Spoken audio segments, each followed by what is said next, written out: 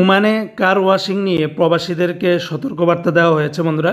বিশেষ করে যে সমস্ত মাকসালা আমাদের বাংলাদেশি প্রবাসী ভাইরা কাজ করেন, অথবা আমাদের যে সমস্ত বাংলাদেশি ভাইদের গাড়ি রয়েছে, কার রয়েছে, অথবা আপনারা অনেকেই রাস্তাঘাটে বিভিন্ন ওমানিদের গাড়ি পরিষ্কার করেন।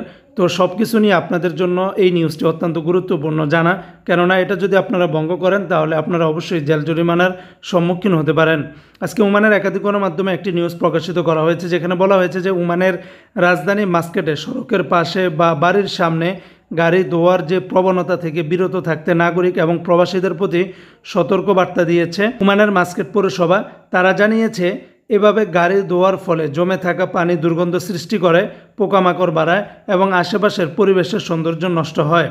পৌরসভার ভাষ্যমতে, অনিয়মিতভাবে গাড়ি ধোয়ার কারণে পরিবেশের ক্ষতি হয় এবং জনস্বাস্থ্যের ঝুঁকি তৈরি হয়।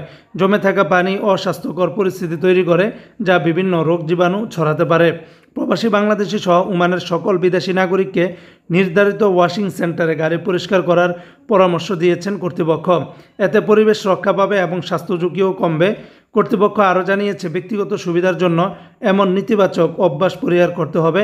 নিয়ম মেনে চললে শুধু স্থানীয় নাগরিকরাই নয়, বরং প্রবাসী ও বাংলাদেশি এবং অন্যান্য প্রবাসীরাও এটি পরিচ্ছন্ন স্বাস্থ্যসম্মত পরিবেশে বসবাস করতে পারবেন।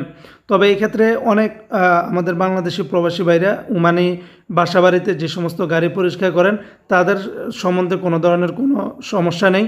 তবে যারা ওপেনলি রাস্তার উপরে একেবারে পানি দিয়ে সব কিছু ভিজিয়ে ফেলেন, তাদের জন্য মূলত এই সতর্কবার্তা।